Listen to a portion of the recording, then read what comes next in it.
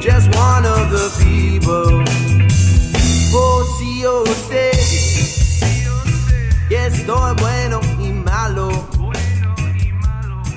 Okay, recording. Everything's recording. Check. Already tested this. Alright, podcast mode. Here we go. We're doing it. And here's my cat. Come on. Do you need me to pick you up? Come on.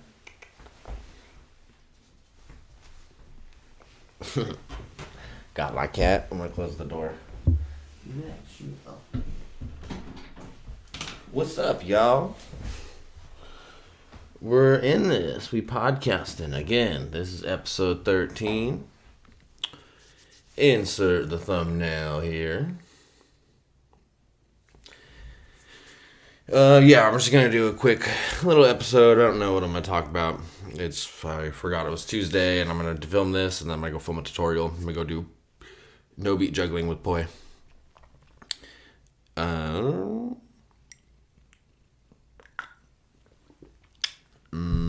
What's up, y'all? What was your week like? Did you have a good week? I don't even know where the week went. I've been grinding out orders, and I've been getting ready for this new product drop. And there's just so many little details involved, and then the weather is holding stuff up, and it's been a wild week, and then all sorts of stuff going on. I sold a pair of those skates, those Vans skates that my mom was making. Someone from Ireland ordered a pair of them. I'm like, no way. I woke up to that. I was like, got to text my mom and be like, you just made a bunch of money. It's pretty cool. Yeah, I don't know how long this one's going to go. I think we're just going to do like 20 or 30 minutes or something just to put something out. Kitten, I know, you always want to get on my lap and start playing as soon as the podcast starts. I have a few things written down. Oh, yeah, it's funny how something can seem so overwhelming when, like, you don't know what you're doing. If you have no idea, like, when you first start a project, you're like, this seems so crazy. So I started digging a French drain in my backyard. French drain, if you don't know, it's like you just dig a trench where there's a lot of groundwater, and then you put gravel in the ground. There's lots of ways to do it. Basically, it's a trench with gravel, and then a pipe with holes in it, and then more gravel on top. Kitten, you're going to have to stop. So I started doing that, and it just seemed like so much. And then when I was first starting thinking about it, I was like, I don't want to have to do this. And I was thinking about just hiring someone to do it. I looked on YouTube, and I found this YouTube channel, and it's this guy who's been doing it for like 25 years, and his whole channel... Kitten, stop it, for reals.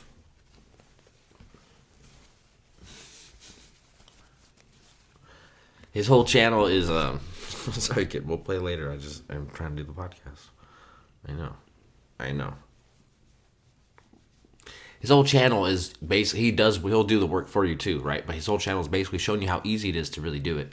And how if you just need something done quick, or like if you don't need some crazy extravagant thing, then anyone can do it. His whole thing is like anyone can make a French drain. It's called Apple Drains. Look up Apple Drains on YouTube. That's the guy I've been watching. I've been watching so much of his content. It's awesome.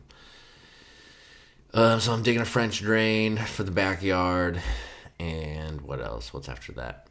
I am going to rip all the paneling off all the walls. It's only in the living room that there's paneling on the walls. All the rooms, the middle room has like one wall that has a little bit of paneling on it, but the living room it's like all nailed down everywhere. Like so I have to go in with the pry bar. So I was gonna start putting molding on in the living room, but then I was like, there's no reason to put the molding on if I'm just gonna take it off to take the paneling off the walls. And if I'm gonna want the paneling off the walls, I might as well just do it now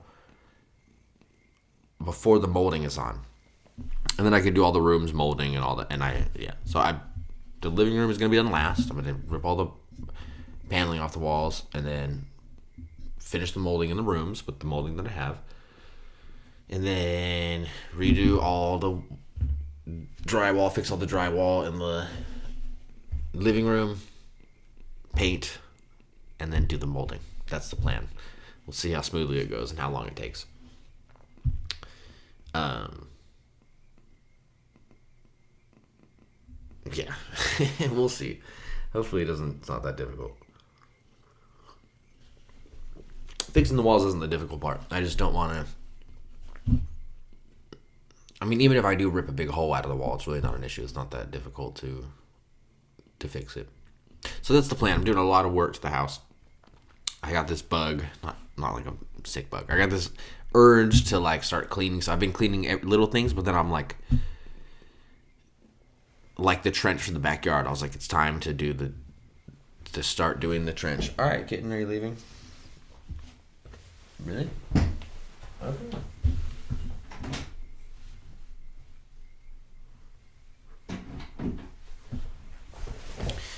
Yeah, like the bigger things like that. I need to do the trench. That's what I need to do for the backyard. I need to de-weed the garden. I need to pull all the weeds out of the garden. I need to clean the little greenhouse that I have. And I think I'm going to put the little greenhouse over one of the garden beds so I can start some stuff earlier that would usually be later. Something like that. I've been putting like an hour a day into the yard. And then my rule is that if I'm doing yard work, then I can smoke spliffs. Kitten, do you want back in already? Of course, you have me control. We'll leave the door open then. How about that? We'll leave the door open.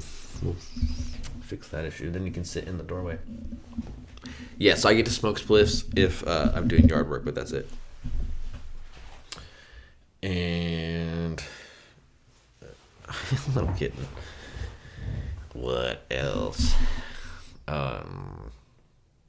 Yeah, I started the poi juggling series last week. On Thursday, I did the first poi, for Friday, I did the poi juggling tutorial. I'm about to go do the other poi juggling tutorial. Some of you may have seen, I made that post inviting people, not inviting, but being like, hey, maybe can I have 4 people come over to my house for like a small personal retreat? And yeah, mostly people were stoked, but there was a handful of people that were like, you know, there's always the 5%. The point is it's easy to see the people who are the loudest are often the people who disagree with you.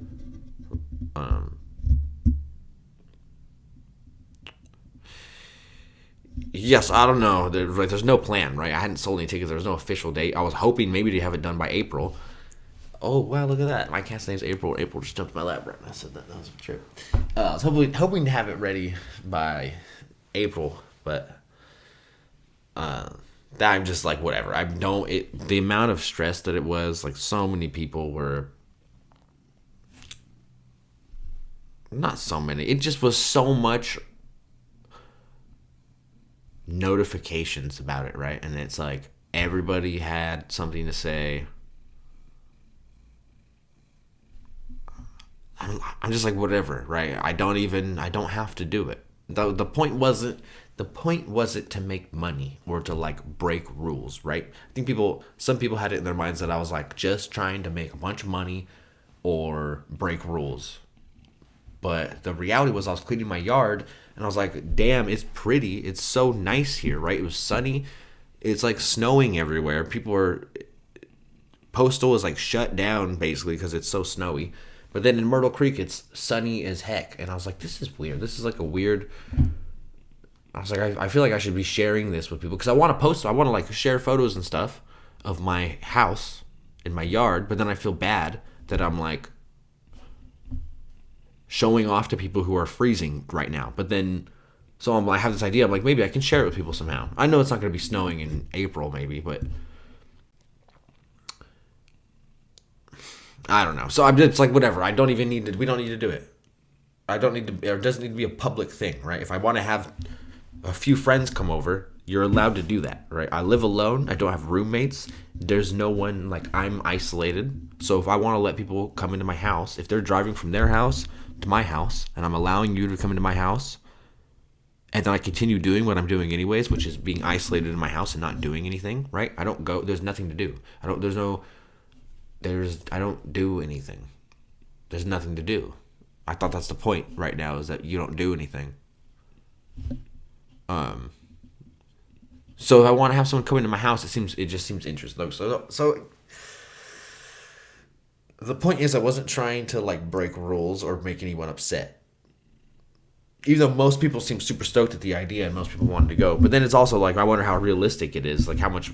I know it's not about money, but there has to be some sort of financial like line to it, or I can't lose money. I'm also not going to just break even on it, and also it can't be $100 or there'll be a million people wanting to go. And also I don't want like I would have to like get to know you a little bit, right? If you're like a complete stranger, you'd have to like message me with your interest. Not like it's only to homies at all. Like I'm totally open to having new people. If shouldn't even be talking about it anymore. I'm gonna get off the topic. I'll keep going on it.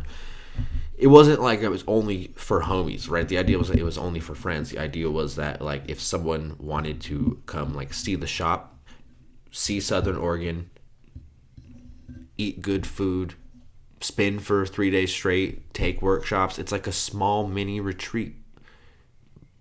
But it's like it made sense in my mind. It made sense, and it makes sense that like flying in public transportation is not safe. So maybe driving is the only way. Like if someone lived, doesn't matter where they live. If someone lives in, it does matter where they live. If someone lives in Portland, and they work from home, and they live with one other person who also works from home, and then one of them drives to my house and hangs out and drives home. Is there what's like other than getting gas? But in Oregon, you don't have to pump your own gas. I don't know. I don't know what the answer was. I don't know what the answer is, and it wasn't meant to make anyone mad or break rules or anything like that. I was just trying to figure out a way how to share a good time with people in a time where it seems like people have absolutely no option, right? There's absolutely no option unless, I mean, certain areas you can pretty much do whatever you want still, right? Like in certain part, maybe I'm completely wrong. And it seems like in some states are way more open. I know for sure some states are way more open. This county is pretty much completely open. I mean, it doesn't seem like anything is different here other than some stores aren't open as much and you wait in line 6 feet from people now, which I'm stoked on. I always thought people waited in line way too close to each other. That always bugged me. That was one thing I was like, hell yeah, back the fuck up.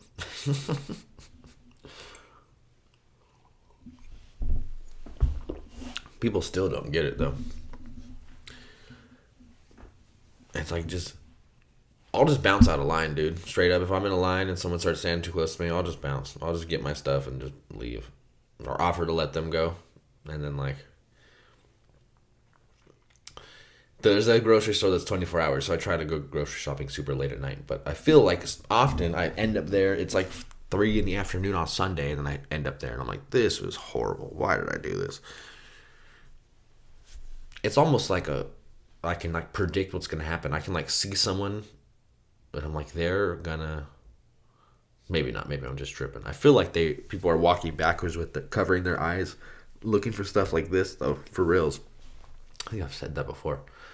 I'm working out a bit about that, about people in the grocery store. What else?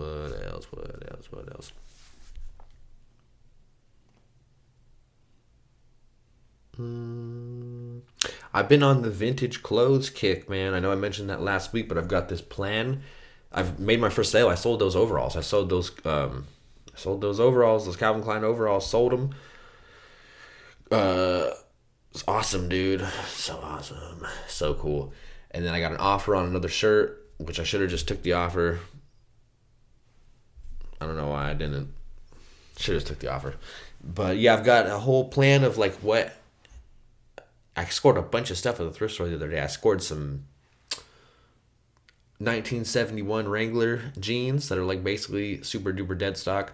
That it's a trip, dude. They're a 29 waist, right? 29 waist. So typically I wear like a 32 or a 33. I could fit in a 31 usually, like in like a skate jean or like a normal pants that I wear, right? Normal pants that people wear right now, where they sit on the hip.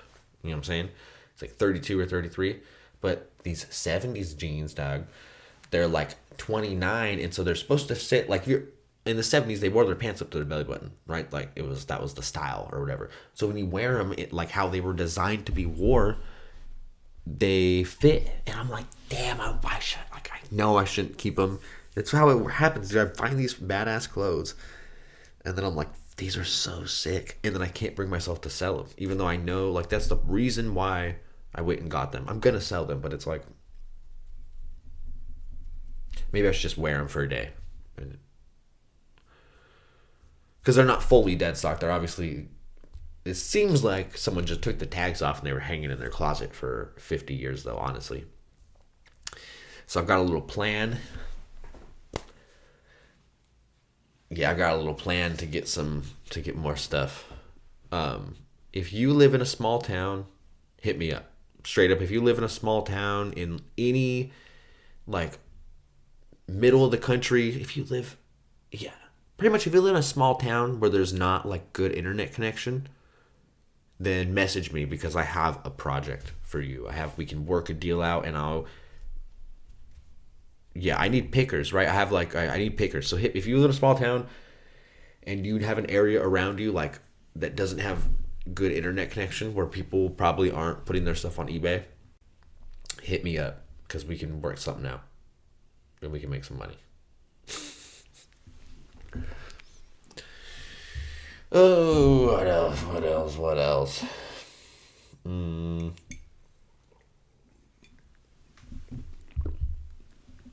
I need to go film that tutorial, and then I need to go grocery shopping. I'm like talking about my list of stuff I need to do out loud. Back to the construction thing. So there's also like, I have like this middle wall in my house that I want to take out, which I know it's like, I just don't know. It's not easy to do, right? It's like a whole skill set. But so my grandpa does construction. He's been doing construction for like 45 years. So I hit him up. I was talking to him about the French drain, and just to make sure I was doing everything right. And I was asking about this middle wall, and I was like all nervous about it. I was like, I feel like I can do it. I was like, I feel like I understand how it works. I'm just like nervous. And he starts explaining. He's like, oh yeah, you just make sure that the beams that are going, he's just explaining all the basic things. And he's like, then you can just knock it down. And I was like, really? Like, it's that simple? And he's like, yeah.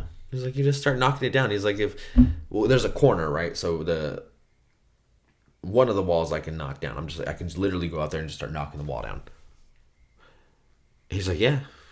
He's just funny how if you know what you're doing, if you fully know what you're doing with something, when something seems scary, but there's like no reason to be scared of it. Like, yeah, knocking down a wall seems fucking scary, but if it's not a supporting wall, if it's just a fucking piece of drywall that looks like it's a wall, if it's not supporting anything, you can just start knocking into the wall and you can remove the wall, theoretically.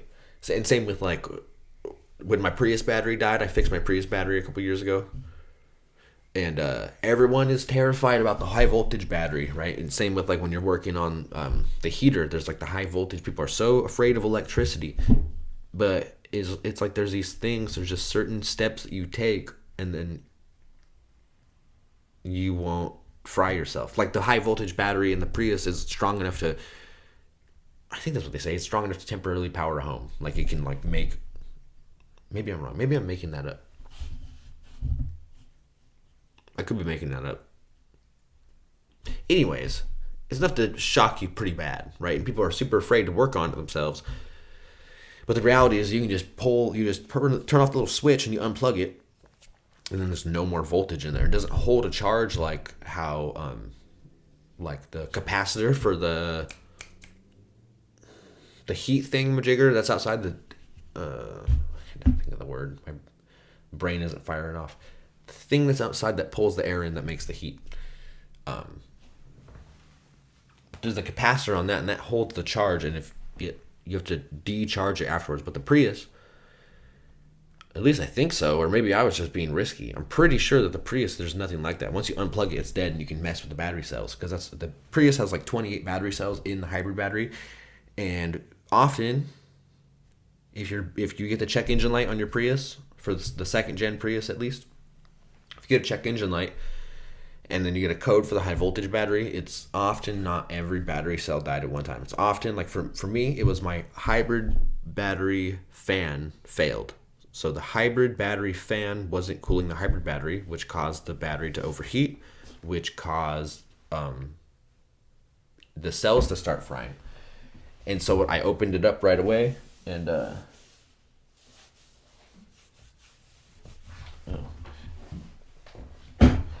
opened it up as soon as I got the check engine light. I drove home. It was like a mile. I opened it up, and then you can test the voltage of each cell. And it's supposed to be like between it's supposed to be about 7.5. I think there's like a range of like 7.4 to 7.8 volts or something. There's a total voltage that's supposed to be, and they're all supposed to be as close as together as possible. But there's only like a few different cells, and throughout the process of learning how to open everything up, I stripped bolts and messed stuff like that. I broke a couple terminals off and stuff, so it ended up costing like $250, $300 in parts and everything to fix the hybrid battery.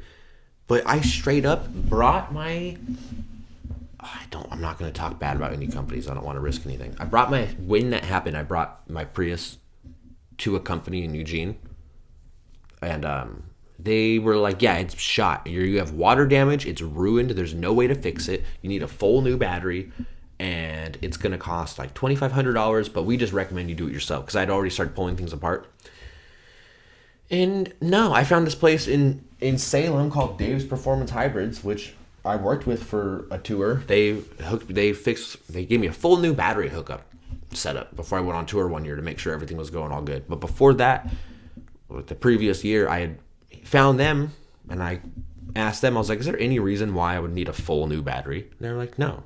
Most of those parts are still good, even if it's been fully submerged in water. They're like, we can fix anything. They're like, anything is refurbishable. It's a myth. And that's why people are afraid of these hybrids, because there's the myth that if something goes wrong, it's terribly wrong, when that's not the reality. You just need someone who knows what they're doing, which is really common these days. To find someone who has the skills and the abilities to repair these things. And just like I thought, so I got all the parts that I thought I needed, and I put the cell back together, I put the battery back together, turned everything on, and there was no check engine light. And I was like, oh my God, I just fixed my Prius, right? I just fixed the high voltage hybrid battery. And I drove for like 5 miles, and then the check engine light turned back on. I had it towed back home, and then called Dave's Performance Hybrids and was like, hey, so it worked. Like, it was driving, everything was off, right? Everything was going fine. And he was like, if that's the case, he's like, then it's not your battery that's bad. He's like, if the battery wasn't instantly not providing, if the cells were bad, so replace the bad cells, right? He's like, so the power it was generating was strong enough to drive the car correctly. And what was failing, something was failing along the line, right? He's like, something happened that caused the thing to come on. So I just said, fuck it, and I brought it in, and he was like, yeah, your hybrid battery fan is like corroded and it's not spinning. So the fan wasn't working, which caused the cells to overheat. So it caused the check engine light to turn on. So that time it didn't ruin the cells. Nothing was ruined because I turned it off right away. So that's why there's a computer in your car to tell you when something like that is happening, so you don't fully ruin the whole system. So I just took that in, and then he was like, the part is like $75. He's like, obviously you can do it yourself. And I just was over it at that point. I was like, dude, I'm just down to pay you. I'll pay you however much you want. And I think it was like $250 on top of that. So total, it was like almost $600, including all the tows and everything. But in reality, it was like $200 worth of parts that I needed to actually fix it. I don't know. Oh, we were talking about my grandpa being like, oh yeah, it's so easy, just tear it on the wall. Then we're talking about high voltage. We're talking about electricity. And how people are afraid of electricity, just like it's like knocking down a wall. It's like you don't want to get hurt, you don't want to ruin anything. The Prius, though, I kind of didn't have another choice. I was like, either I can spend $3,000. I bought the car for $5,000. I was like, either I can spend $3,000 on a new battery, or I can try to figure out how to fix it. And it's not like I don't know. It didn't seem like there was any more ruining it. It already seemed ruined. I was like, well, this is a shot in the dark. Let's see if I can fix my hybrid battery. It was like, that's what I thought too, is it's impossible to fix your hybrid battery, but it's really not. It's relatively simple. You can even like regenerate the power of an old cell. If you have an old cell, You can hook it up to this machine, and it like equalizes the. I don't know. It refurbishes it somehow. I don't exactly know, but you can. It's almost more reliable than a brand new cell, because if you make a brand new cell, like a factory made battery cell for the hybrid, when they're brand new, there's a warranty on them because they fail sometimes. There's like a 50,000 mile warranty because the cells might just fail because they haven't been properly tested over the course of like 50,000 miles, right? But if you have a battery cell, if you drive 75,000 miles and then 3 of the cells fail, where you have those other cells that are still quality cells, battery cells. So what they'll do oftentimes when you do a battery refurbish is for like 400, 500 bucks, you can take your hybrid battery in, or you just drive your car and they'll do it. They take your hybrid battery out, they take all your cells, you get all new cells that they have now ran through their refurbishing machine that like equalizes it, and then they get ones with different voltage, and it's all equal voltage so that it's a continuous. Maybe they were just selling me on bullshit, but they could have been fully selling me on bullshit, but it makes a little bit of sense. My car still runs great after they did the full service before I went on tour.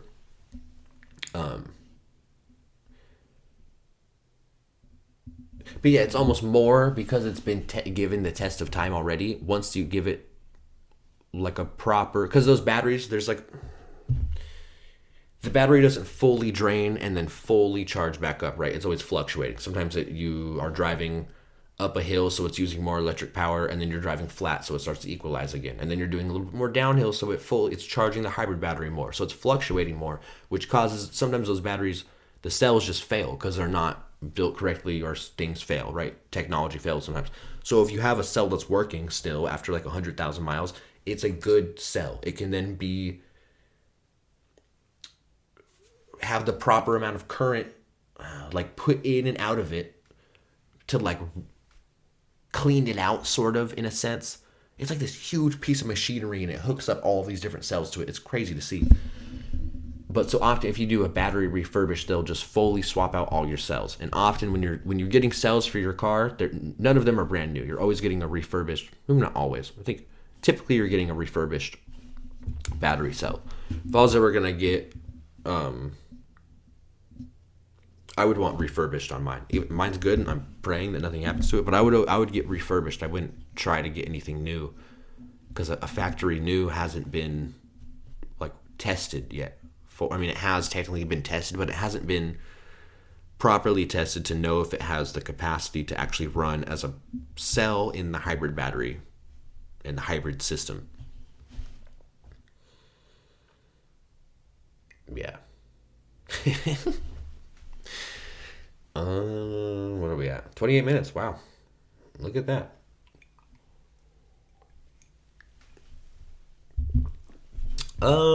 What else? Yeah, I'm gonna keep it short, keep it at 30 minutes. I need to go film a tutorial. And then I'm gonna edit this, which will be really quick, because we'll take a few little snippets, and I'll just start uploading it right away. And then I need to run into town. I need to go get some groceries.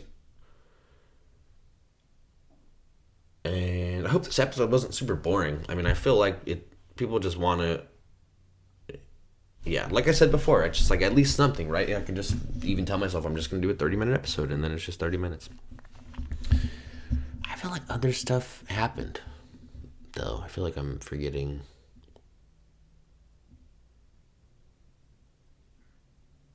I don't know. If you have a closet full of old Levi's or old denim or any old clothes, any old denim, anything made before 1999 that's made in America, hit me up. I'll buy it from you. Straight up. Or if you have like a grandparent who has a closet full of old clothes, hit me up and I'll buy it all. Any old corduroy or any old denim, any old Levi's, anything that's old and before, anything that's from the 90s or before and is made in America and is like workwear, right? I'll buy it. Overalls, corduroy, jackets, pants, freaking shoes, any of that stuff. I'll swoop it up from you. I'll buy the whole lot. Hit me up. All right, y'all. We're gonna end it right there. What we ended on. Sometimes less is more. There we go. Landed on that. Sometimes less is more. Have a good week, y'all. See you next week. Thanks for watching.